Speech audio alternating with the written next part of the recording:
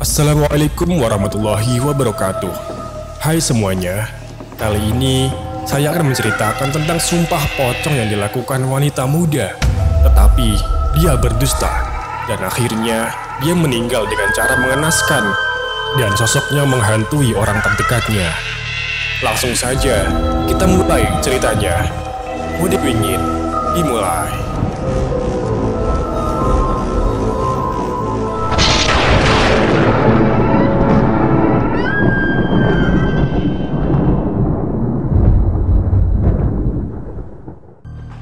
Tahun 2005.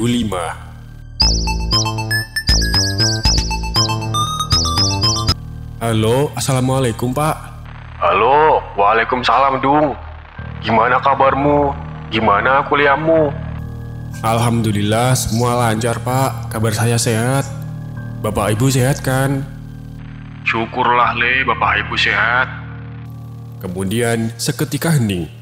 Tak ku dengar lagi suara Bapak dari telepon. Yang ku dengar hanyalah suara lelaki tengah menahan isak tangisnya. Feelingku benar. Sepertinya Bapak sedang tidak baik-baik saja. Sudah kuduga sejak ku angkat gagang telepon, suara dan nada bicara Bapak tidak seperti biasanya. Pak, Bapak kenapa? Gak apa-apa Le, kamu buruan pulang ya. Kalau bisa minggu depan, Bapak mau ngomong sama kamu. Oh iya Pak, insya Allah saya pulang minggu depan. Sejenak, aku berpikir, bagaimana agar minggu depan bisa aku penuhi permintaan Bapak untuk pulang. Karena jujur saja, aku berkuliah sambil bekerja di kota metropolitan. Aku tidak ingin menambah beban Bapak yang hanya seorang sopir angkot di Jawa. Aku mengambil kerja paruh waktu sebagai seorang waiters di sebuah kafe di Jakarta Selatan. Gajinya lumayan. Bisa aku kumpulkan untuk membayar uang semesteran dan biaya hidup sehari-hari. Malam harinya, aku mencoba izin kepada pemilik kafe untuk mengambil cuti minggu depan. Syukurlah, atasanku itu sangat baik hati dan langsung mengizinkan. Singkat cerita, aku tiba di hari aku pulang. Aku menuju ke terminal bus dan naik ke bus jurusan Kota HP di Jawa Tengah. Aku menempuh perjalanan 8 jam. Sampailah aku di terminal kotaku. Aku lanjutkan dengan naik ojek menuju rumah. Assalamualaikum. Aku membuka pintu rumah. Rumah terasa sunyi dan sepi. Aku menuju kamar bapak dan ibu. Karena tidak kutemui siapapun di rumah. Namun, di kamar pun mereka tidak ada. Kulihat jam sudah pukul 14.20 WIB. Aneh, biasanya bapak sudah pulang dan ibu selalu di rumah. Karena hanya seorang ibu rumah tangga. Mungkin sedang pergi ke tetangga. Pikirku, aku pun merebahkan tubuhku di kamarku. Sudah 2 tahun aku tidak pulang kampung. Rumah ini terasa masih sama. Baunya, suasananya, kehangatannya tak banyak berubah. Sampai tak terasa, aku memejamkan mataku dan terlelap dalam tidurku. Le, bangun. Udah maghrib ini loh. Suara ibu membangunkanku. Benar saja, aku mendengar lantunan azan maghrib. Aku bergegas mandi, kemudian sholat. Kemudian, bapak menghampiri aku yang sedang asyik nonton TV sambil makan cemilan. Le, setelah ini temani bapak tahlilan ya, di rumahnya Bu Sri. Lah, tahlilan emang ada apa pak? Tanyaku penasaran. 3 hari yang lalu anaknya, si Sulis meninggal. Terkena penyakit diabetes akut. Batinku. Sulis adalah teman kecilku. Kami bersama-sama sejak umur kami masih 2 tahunan sampai di bangku SMK. Aku agak terkejut karena bapak sama sekali tidak memberi kabar kepadaku kalau Sulis meninggal. Kata bapak memang sengaja tidak memberitahu karena tidak ingin mengganggu pikiranku. Akhirnya, aku berangkat menuju rumah Bu Sri. Di sana sudah banyak berkumpul bapak-bapak. Tak lama setelahnya, tahlilan pun dimulai. Dimulai dengan membaca Al-Fatihah bersama-sama yang dipimpin oleh Pak Ustadz. Setelahnya membaca Yasin dan dilanjutkan dengan bacaan tahlil.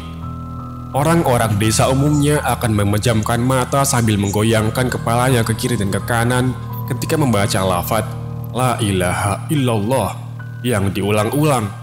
Saat itu, aku yang tidak terbiasa hanya sedikit menunduk dan memandang ke seluruh bapak-bapak di sana. Semua terlihat khusyuk.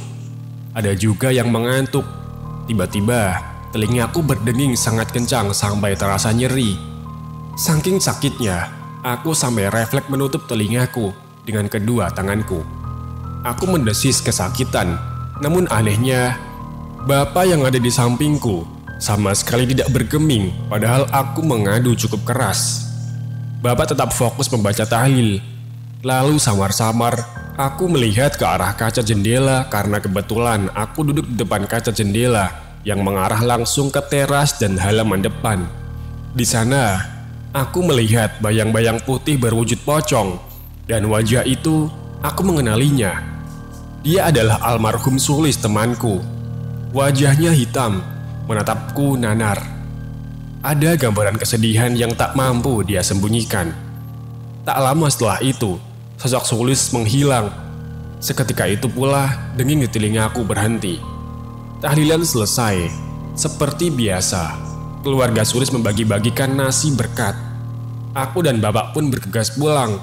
Rumahku tidak terlalu jauh, hanya berjarak 4 rumah saja. Sesampai di rumah, aku mulai membuka obrolan. Pak, sebenarnya Sulis meninggal kenapa sih? Tanyaku sembari membuka toples cemilan di meja depan TV. Kan sudah tak bilang, Nit. Dia kena diabetes akut loh. Jawab bapak. Karena malam semakin larut, aku memilih tak melanjutkan pertanyaanku kepada bapak. Aku masuk ke kamarku dan berniat untuk tidur. Namun, sudah setengah jam berlalu. Aku belum juga tidur. Bayang-bayang sosok Sulis selalu muncul di ingatanku. Jam sudah menunjukkan pukul 11. Aku mematikan lampu bohlam yang ada di kamarku. Namun, masih terdapat sorot rembulan yang masuk melalui kaca jendela kamarku. Jadi, kondisi cahaya di kamarku menjadi temaram. Kebetulan, ranjangku berada di samping jendela. Posisi jendela ada di kakiku. Jadi, aku tidur menghadap ke arah jendela dan lemari. Tiba-tiba, ada yang mengetuk kaca jendelaku. Perlahan, aku mendekati jendela, berusaha mengintip apa yang ada di luar. Jujur, sebenarnya sangat merinding. Jelas, aku mulai takut kala itu. Karena sejak di rumah Sulis tadi, sudah diperlihatkan sosoknya. Namun, aku memberanikan diri untuk sesegera mungkin melihat keluar jendela. Dan tidak ada siapa-siapa, tidak ada apa-apa. Aku pun terlelap tidur. Keesokan harinya, ketika aku baru saja bangun, aku melihat ibu dan bapak berlari keluar rumah. Di luar rumah juga sudah ramai beberapa warga yang sedang kalang kabut. Bu, ada apa bu? Tanyaku berusaha mencegat ibu yang wajahnya memerah. Ayo nak, ayo ikut ke rumahnya Bu Sri. Pinta ibu tanpa menjelaskan apa yang sebenarnya tengah terjadi. Aku yang penasaran pun hanya mengikuti saja. Di rumah Bu Sri sudah ada seorang mbah tua. Aku tahu beliau adalah sesepuh desa, namun lebih mirip seperti dukun. Ada sekitar 8 warga termasuk aku, bapak, dan ibu yang berkumpul di sana. Betapa terkejutnya aku ketika ada seorang wanita muda yang sedang berbaring di ruang tengah dan sedang dipakaikan kain kafan oleh Bu Sri dan 2 ibu-ibu yang lain. Kulihat Bu Sri menangis sesenggukan. Aku benar-benar bingung apa yang sebenarnya terjadi. Namun, alih-alih bertanya kepada orang tuaku, aku memilih untuk diam dan melihat saja apa yang akan mereka lakukan. Setelah wanita muda tadi selesai dikafani, dia dibaringkan di tengah-tengah kami yang sudah duduk melingkar di ruang tengah. Aku tidak tahu siapa wanita tersebut, namun sepertinya bukan warga desaku. Sudah ya Bapak Ibu, bisa dimulai ya. Bu Sri, silakan siapkan apa yang sudah saya minta, ucap Mbah Tua. Bu Sri pun masuk ke dalam dapur dan kembali keluar dengan membawa tampah besar berisikan bunga-bungaan, daun bidara, air dalam gelas kecil, telur ayam kampung, jipang, pisang, kemenyan, dan beberapa benda lain. Tampah tersebut diletakkan di atas kepala wanita yang dikafan menyerupai pocong. Kemudian, wanita tersebut mulai memejamkan mata. Aku dan warga lain hanya terdiam menyaksikan Mbah Tua yang mulai merapal kalimat. Aku tidak tahu pasti apa yang dia katakan, karena tidak begitu jelas dan menggunakan kosakata Jawa Kawi. Namun, ada yang membuyarkan fokusku. Aku melihat bayangan sosok Sulis terbaring di samping wanita yang dikafani. Sosoknya sama berbentuk pocong. Perutku terasa sangat mual melihat sosok tersebut. Tiba-tiba, HP-ku bergetar di saku celana. Kulihat ada panggilan masuk dari nomor tidak dikenal. Karena aku berpikir tidak penting, jadi aku matikan saja. Namun, nomor tersebut terus-menerus menelpon. Aku mohon izin keluar sebentar untuk mengangkat telepon. Halo, siapa ini? Kidung. Rupanya kamu sudah pulang kampung ya? Pasti kamu terkejut. Wanita jalangmu sudah mati. Kamu lihat saja ke depannya, akan lebih mengerikan. Ucap seorang laki-laki di seberang. Halo, siapa ini? Jangan macam-macam sama saya, bentakku. Namun, sambungan telepon terputus begitu saja. Aku bersikap setenang mungkin agar tidak membuat orang tuaku khawatir. Aku pun kembali masuk ke ruang tengah rumah Busri. Namun, saat aku kembali, warga dan orang tuaku termasuk Busri tidak ada di sana. Yang tersisa hanyalah Mbah Tua dan wanita yang dikafani. Masuklah ke kamar kalau tidak kepengen ke bawah-bawah, ucap Mbah Tua kepadaku. Aku pun bergegas masuk ke kamar yang ternyata dari tadi ada bapak menunggu di pintu kamar sambil melambaikan tangan kepadaku. Aku dan yang lain bersembunyi di kamar itu sambil sesekali mengintip ke ruang tengah, karena kamar tempatku bersembunyi memang ada di ruang tengah. Beberapa saat kemudian, ada suara wanita berteriak kencang. Lebih terdengar seperti nada marah. Samar-samar ku dengar Mbah Tua ketakutan. Keluarlah, pulanglah, pergilah. Ini bukan tempatmu. Ini bukan duniamu. Salahmu sendiri sudah menyalahi takdir Tuhan. Salahmu sendiri sudah berani menantang sumpahmu. Sekarang tidak perlu lagi dikejar-kejar. Sumpahmu sudah mati. Siapa yang menanam pasti akan menuai, bentak Mbah Tua kepada entah siapa dia yang tengah berteriak. Sejenak, aku dan yang lain mengintip dari celah pintu saking penasaran. Ternyata, wanita yang dikafankan tadi tengah melayang dengan suara yang meraung-raung penuh amarah. Terlihat, wanita itu seperti hendak menyerang Mbah Tua, namun selalu terpental mundur ketika Mbah Tua menyodorkan benda seperti tasbih. Namun aku yakin itu bukan tasbih ke depan wajah wanita itu. Namun, wanita itu tak gentar. Justru sosoknya semakin membesar dan kian tambah besar. Sekarang, tingginya sampai menyentuh langit-langit rumah. Mbah Tua semakin ketakutan. Ruang tengah sudah hancur berantakan. Bah, kesinilah bah, kalau sudah tidak kuat. Bapak mencoba memanggil Mbah Tua dari celah pintu kamar. Mbah Tua berlari ke arah kami. Setelah Mbah Tua masuk, Bapak segera mengunci pintu kamar. Wanita tadi pun terdiam. Tidak lagi ku dengar suaranya. Bapak perlahan buka pintu kamar dan mengintip dengan satu mata. Tidak ada siapa-siapa di ruang tengah.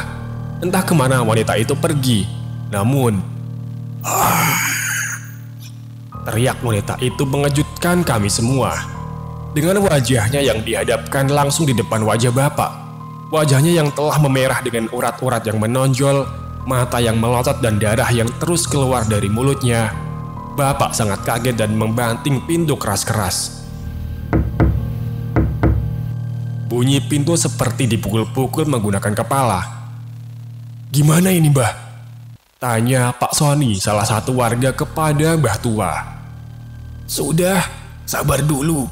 Sebentar lagi Narti akan sadar. Sulis tidak akan bisa merasuki tubuh manusia lama. Tunggu saja, jawab Mbah Tua tenang. Narti? Ternyata wanita yang dikafani tadi bernama Narti. Siapa dia? Batinku. Benar saja, beberapa saat kemudian terdengar suara dari luar kamar. Bruk. Mbah Tua membuka pintu dan Narti sudah tergeletak pingsan. Mbah Tua memerintahkan untuk segera melepas kain kafan dari badan Narti. Narti dibaringkan di sofa, lalu diminumi air putih. Mendadak hening, tidak satupun yang berkata-kata. "Sri, setelah ini saya tidak bisa membantu apa-apa lagi. Anakmu sudah kelewat batas. Anakmu sudah menyalahi takdir Tuhan. Perbanyaklah berdoa kepada Tuhan supaya anakmu bisa tenang di alam gaib."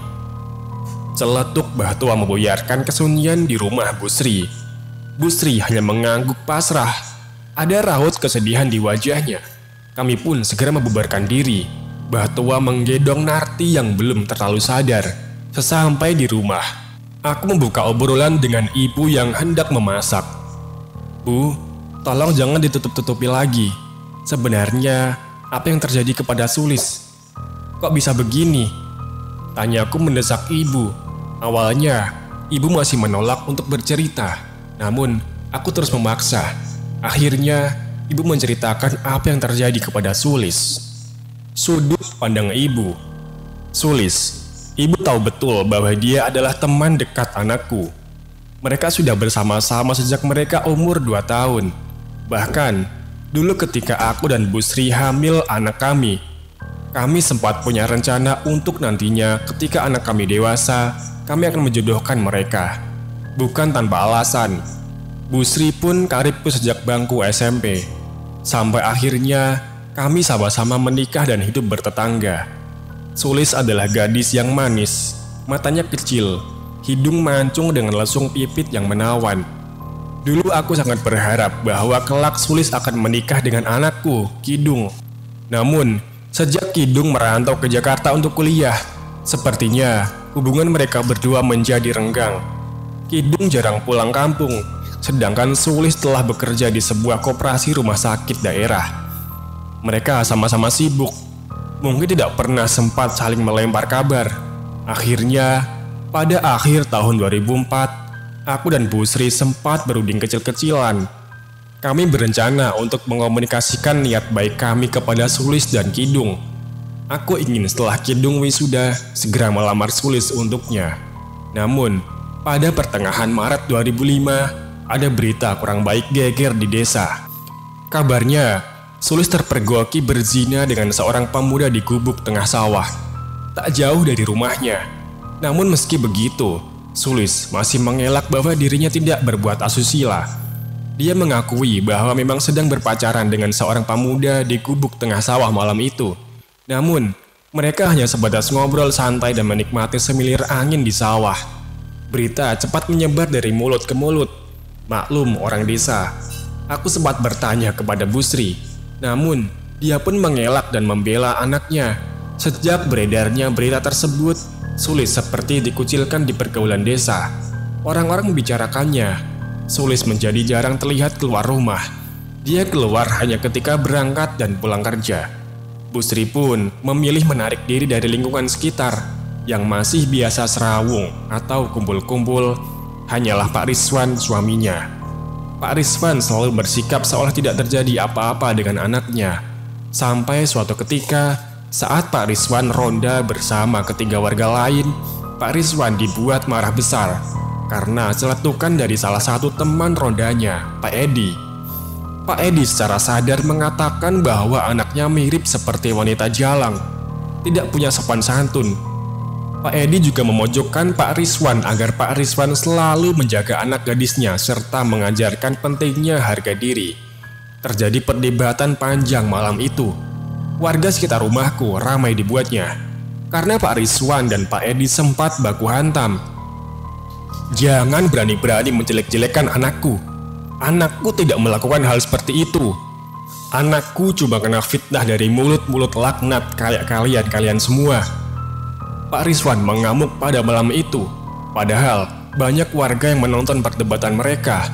Setelah dipisahkan oleh warga, Pak Rizwan buru-buru pulang dan menanyakan secara terang-terangan kepada anaknya. "Sulis, bilang sama bapak bahwa kamu tidak melakukan hal yang tersebar di warga sini," bentak Pak Rizwan di kamar Sulis. "Iya pak, Sulis gak melakukan hal seperti itu. Sumpah pak," jawab Sulis. "Ya sudah, Besok kamu harus melakukan sumpah pocong supaya warga di sini percaya dan berhenti merendahkan keluarga kita. Kita sekarang seperti sudah tidak punya harga diri. Utus Pak Rizwan bulat. Kabar tentang Sulis hendak melakukan sumpah pocong pun tersebar luas hampir ke seluruh pelosok desa. Banyak warga yang kontra dengan hal tersebut. Karena tidak main-main, sumpah pocong bukan sumpah biasa. Jika berkhianat dari sumpahnya sendiri, bisa kena batunya bertubi-tubi. Namun, keputusan Pak Rizwan tidak bisa diganggu-gugat. Dia marah besar karena ucapan Pak Edi yang begitu menyayat hati. Hari yang ditentukan pun tiba. Tepatnya hari Kamis sore. Warga berbondong-bondong berkumpul di Masjid An-Nur. Masih dekat dengan lingkungan rumahku. Aku dan suamiku juga turut menyaksikan. Sulis sudah terbaring di dalam masjid dengan berbalut kain kafan. Didandani persis seperti pocong.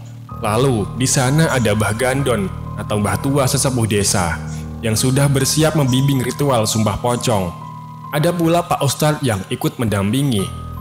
Busri sebenarnya ragu dan tak tega bila anaknya sampai harus melakukan sumpah pocong. Namun bagaimana lagi? Pak Rizwan yang temperamental tidak bisa dielak lagi kemauannya.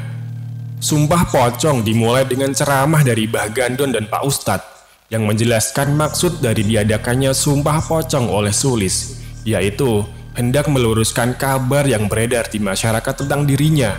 Kemudian dilanjutkan dengan Pak Ustadz yang membacakan lantunan ayat suci Al-Quran dan meletakkan Al-Quran tersebut tepat di atas wajah Sulis yang terbaring.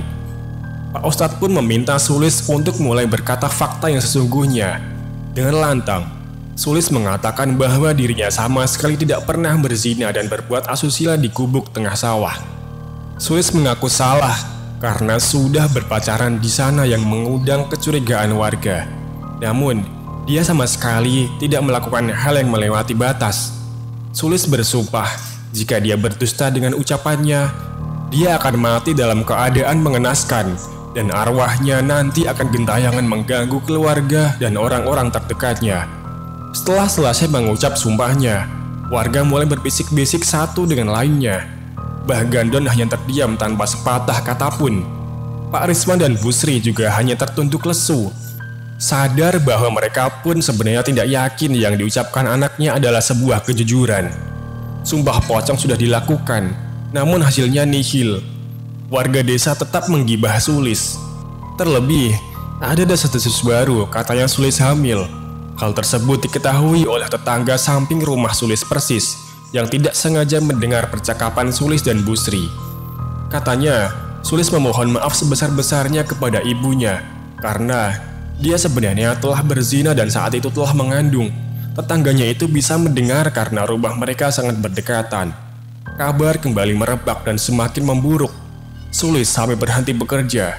Pak Rizwan dan Busri pun tidak pernah lagi terlihat batang hidungnya. Rumahnya selalu sepi, padahal warga tahu mereka ada di dalam.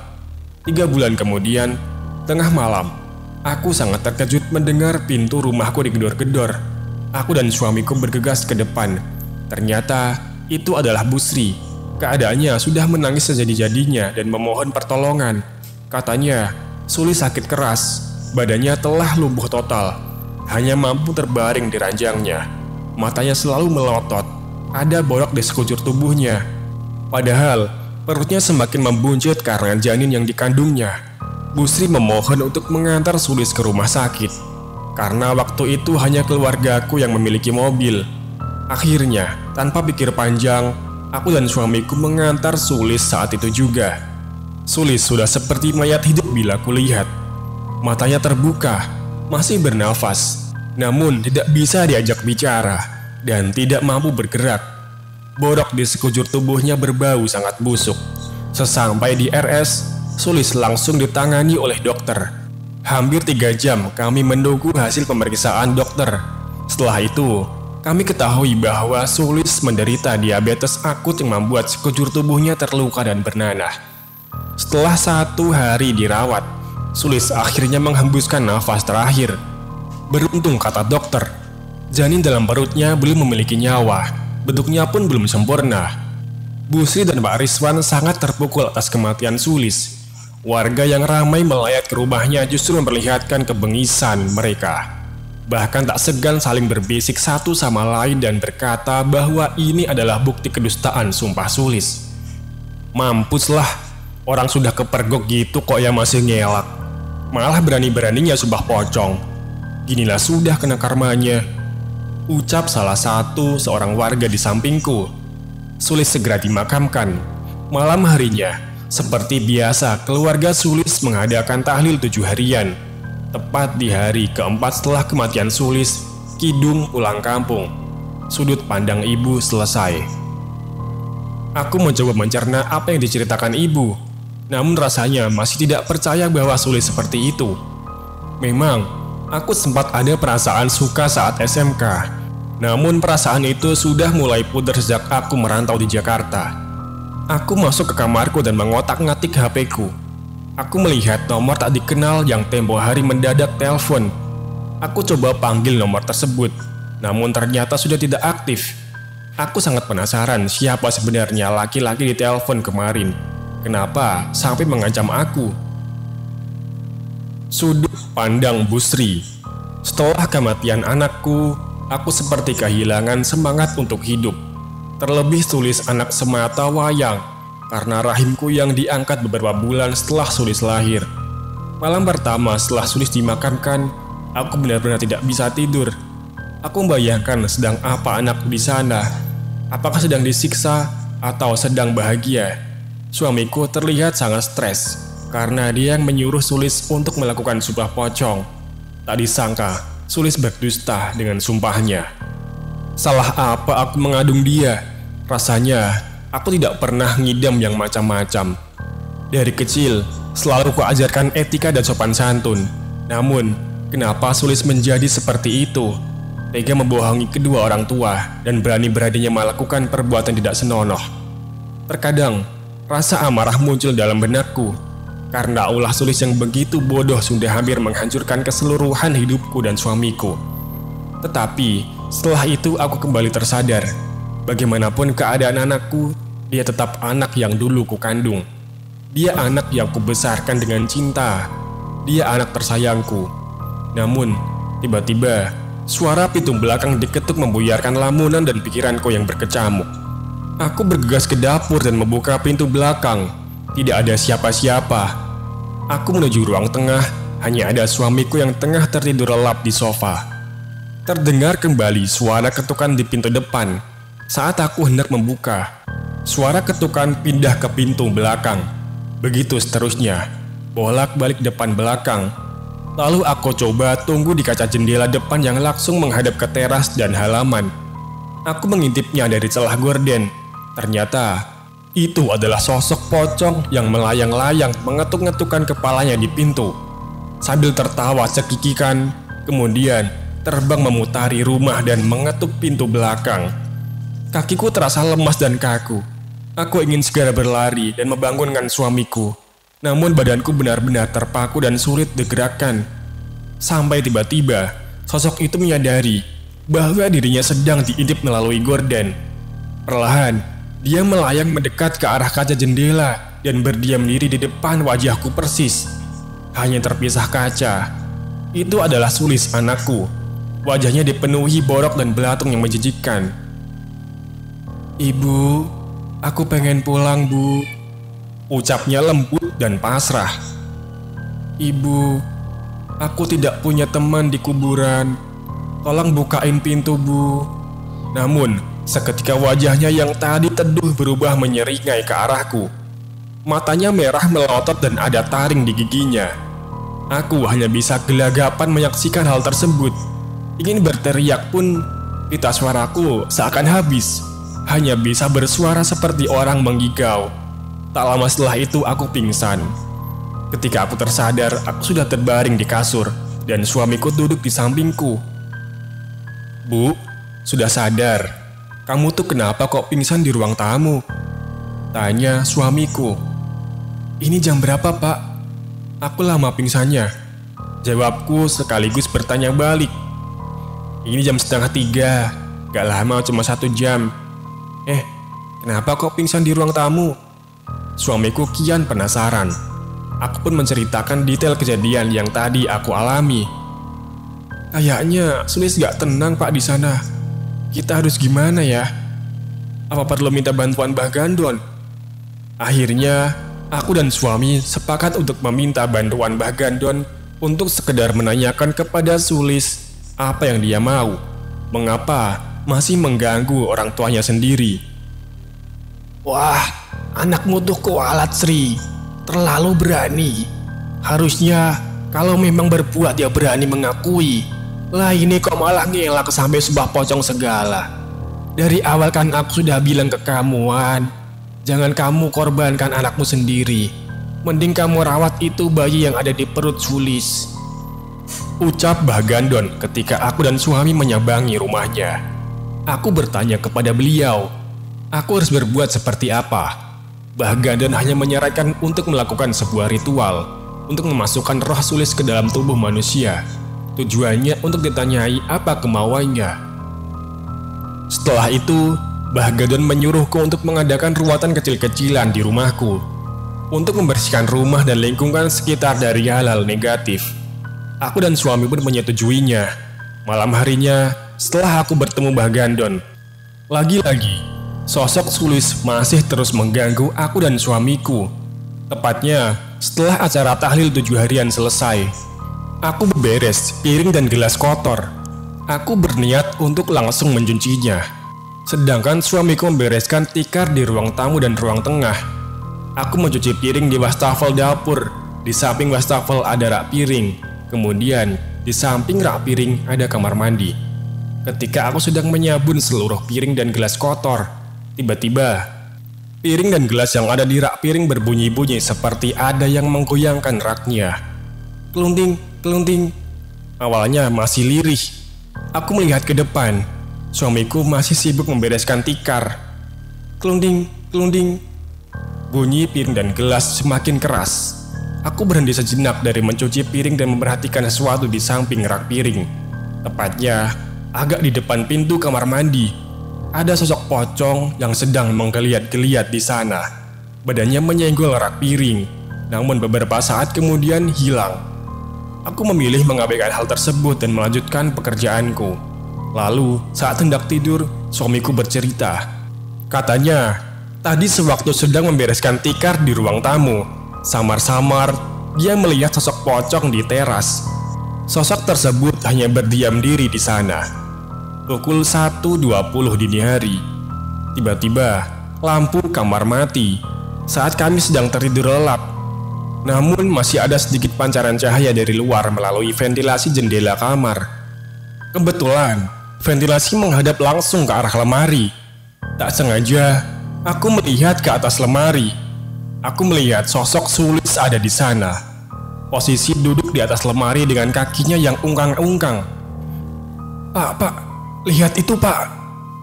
Ucapku gemetar sambil membangunkan suamiku. Suamiku yang terkejut langsung melihat ke arah jariku menunjuk. Suamiku segera mengambil senter yang ada di laci meja samping ranjang dan menyorotkan ke atas lemari. Namun, saat senter disorotkan, tidak ada apapun di sana. Tetapi, ketika senter dimatikan, sosok itu kembali terlihat. Suamiku yang emosi pun segera mendekati lemari. Namun, sosok itu perlahan menghilang dan berpindah ke pojokan kamar dekat pintu. Suamiku mendekat ke sana dan lagi-lagi hilang dan berpindah terbaring di ranjang, tepatnya di sampingku yang sedang terduduk. Aku teriak bukan kepalang. Suamiku pun hanya terpaku di dekat pintu kamar. Hendak mendekat namun tak mampu. Cukup lama sosok Sulis itu ada di ranjang. Aku hanya bisa menutup wajahku dengan kedua tangan tanpa berani menoleh ke arah sosok tersebut lagi. Pak, Bu, Sulis pengen pulang. Tolongin Sulis, Bu. Pak, Sulis gak mau jadi pocong. Ucap sosok tersebut yang diakhiri dengan tertawa cekikikan. Tak berselang lama sosok itu menghilang. Namun, di kasur bekas dia berbaring, menyeruak bau busuk yang tak terkira. Bahkan, ada bercak-bercak tanah basah kecoklatan. Aku segera menggulung sprayku dan bergegas merendam dengan air sabun. Niatku semakin bulat untuk menuruti saran Mbah Gandon. Pagi harinya, aku melakukan ritual yang dibantu oleh Mbah Gandon. yaitu memasukkan arwah Sulis ke dalam tubuh manusia. Mbah Gadon menggunakan putrinya, Narti, sebagai mediasi. Bukan sembarangan, Narti memang sudah terbiasa dan sudah dilatih serta dibekali ilmu oleh Mbah Gadon agar bisa menjadi bahan mediasi. Aku agak terkejut sebenarnya, karena tiba-tiba aku melihat Kidung yang turut menyaksikan ritual. Namun kata suamiku, semalam dia juga ikut di acara tahlil. Hanya saja aku tidak terlalu merhatikan, karena semalam ramai bapak-bapak dan aku pun sibuk di dapur. Jadi pagi itu, aku benar-benar baru tahu bahwa Kidung sedang pulang kampung. Aku teringat, dulu Sulis sempat bercerita bahwa dirinya ada perasaan kepada Kidung. Namun, sejak Kidung kuliah di Jakarta, sikapnya menjadi berbeda, seperti orang asing. Padahal, 3 tahun Sulis memendam rasa suka dan selalu menanti Kidung pulang. Sampai akhirnya, mungkin Sulis sudah tidak tahan lagi, sehingga memutuskan untuk membuka hati kepada laki-laki lain. Yang aku pun tidak menyangka, laki-laki itu akan menghancurkan hidup Sulis. Sudut pandang Busri selesai. Kembali ke sudut pandang Kidung. Beberapa hari setelah aku menyaksikan ritual di rumah Busri, aku melihat keluarga Busri mengadakan ruatan. Busri mendirikan tarup kecil-kecilan. Beliau juga membuat gunungan buah-buahan dan sayur mayur. Gunungan tersebut diletakkan di teras rumahnya. Beliau mengundang warga desa untuk datang menyaksikan acara ruatan. Warga desa yang secara sifat alaminya memiliki rasa sungkan yang besar pun berbondong-bondong menyambangi rumah Busri. Meskipun sebenarnya aib mengenai Sulis masih menjadi perbincangan hangat. Aku ikut dengan bapak dan ibu yang kebetulan mereka membuat proses ruat. Ibu membantu di dapur, sedangkan bapak membantu menyiapkan kebutuhan lain yang lebih mengandalkan fisik. Kalau orang desa bilang, Busri sedang punya gawe, maka kewajiban seorang tetangga harus saling membantu. Aku memilih untuk menunggu sesuatu untuk dikerjakan ketika dimintai bantuan oleh siapapun yang ada di sana. Setidaknya, aku stay di rumah Busri agar bisa berguna bila sewaktu-waktu dibutuhkan. Busri juga mengadakan pagelaran wayang kulit, namun yang skala kecil. Di desa, ruat biasa dilakukan oleh orang-orang sukerta atau berada dalam dosa, atau orang yang punya kesalahan, dan atau kesialan atau kemalangan. Maka tujuan ruat biasanya untuk pembersihan diri atau penyucian diri. Tak terasa, kursi-kursi di dalam tarup sudah terisi penuh. Ku dengar dalang sudah memulai ceritanya. Beberapa kali aku bertemu pandang dengan Busri. Tatapannya aneh, seperti ada kebencian terhadapku. Namun, aku memilih mengabaikan. Toh tidak penting juga buatku. Acara ruatan selesai di sore harinya. Warga pun berebutan buah-buah dan sayur mayur yang ada di gunungan. Setelah itu, Busri dan Pak Rizwan meminta perhatian para warga. Mereka mengakui kesalahan mereka dan anak mereka. Mereka memohon maaf sebesar-besarnya atas dosa yang dilakukan oleh anaknya yang telah menimbulkan desas-desus tidak baik di kalangan warga, serta menjadi cap jelek bagi nama baik desa. Warga mengangguk dan Mbah Gadon mewakili angkat bicara sebagai tokoh masyarakat sekaligus sesepuh desa. Semoga setelah ini gak ada kejadian-kejadian yang gak ngenakin lagi ya Sri. Wan, aku dan warga lain juga minta maaf kalau banyak salah sama kamu sekeluarga. Kita semua hanya manusia biasa, tidak terlepas dari salah dan khilaf. Semoga Sulis tenang di alam goib dan mendapat ampunan dari Gusti Allah, ucap Mbah Gadon. Kemudian, satu persatu warga membubarkan diri. Namun Mbah Gadon masih berada di ruang tamu. Terlihat sedang berbincang-bincang dengan Busri dan Pak Rizwan. Malamnya, ketika aku hendak memejamkan mata, awalnya aku menghadap ke tembok atau miring ke kanan. Kemudian, aku membalikkan badanku ke kiri. Betapa terkejutnya aku. Ada sosok Sulis terbaring di sampingku, sedang menatapku nanar. Bau busuk bukan main. Di wajahnya banyak borok dan belatung. Aku berusaha bersikap setenang mungkin. Aku terduduk, namun sosok itu belum hilang. Kamu ada perlu apa ganggu aku, Lis? Apa belum puas kamu sudah ganggu orang tuamu sendiri? sekarang masih ganggu aku. Aku sudah ikhlas kalau kamu pergi. Tenanglah di sana, Lis. Aku minta maaf kalau banyak salahku ke kamu. Sebaliknya, aku pun sudah memaafkan semua salahmu. Aku berusaha bicara sebijak mungkin sambil melihat lurus ke depan. Aku sama sekali tidak berani menengok ke arah kiri. Beberapa detik kemudian sosok itu menghilang. Namun, dia berpindah berdiri di belakangku. Aku melihatnya dari pantulan cermin yang ada di lemari. Karena posisi lemari sejajar lurus dengan arahku tidur. Aku membaca ayat kursi dan surat-surat pendek yang kuhafal. Namun, saat aku membaca ayat kursi, sosok Sulis justru menirukan. Bahkan dengan suara yang lebih lantang dan lebih fasih bacaannya. Lalu dia tertawa setelah itu. Aku sudah tidak tahan lagi. Aku berlari keluar kamar dan menggedor pintu kamar orang tuaku. Aku menceritakan kepada orang tuaku dengan gelagapan. Akhirnya, kami mengecek ke dalam kamarku. Sosok itu sudah pergi. Namun, memang menyisakan bekas tanah basah dan bau busuk. Beruntung, malam itu adalah pertama dan terakhir kalinya aku diganggu oleh Sulis. Kata ibu, sosok Sulis juga sudah tidak pernah mengganggu kedua orang tuanya. 2 hari setelah kejadian itu, aku kembali ke Jakarta. Hampir setiap hari, aku telepon dengan orang tuaku. Berbulan-bulan kemudian, kabar tentang Sulis sudah tidak terdengar lagi, kata bapak ibu. Orang tua Sulis sudah hidup dengan lebih baik. Aib seperti lama-kelamaan hilang diterpa angin. Warga kembali tenang, desa kembali aman dan nyaman. Dan tentang siapa laki-laki yang menelponku saat sedang ritual di rumah Sulis, entahlah, aku tak tahu dia siapa. Aku tidak terlalu memikirkan. Toh sampai saat ini aku baik-baik saja. Di bawah sinar bulan purnama, air laut. Nah, bagaimana menurut kalian?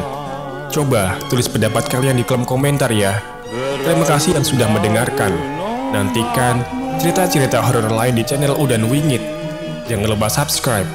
Terima kasih. Wassalamualaikum warahmatullahi wabarakatuh. Di bawah sinar bulan purnama, hati duka jadi senang. Gitar berbunyi riang gembira, jauh malam dari petang.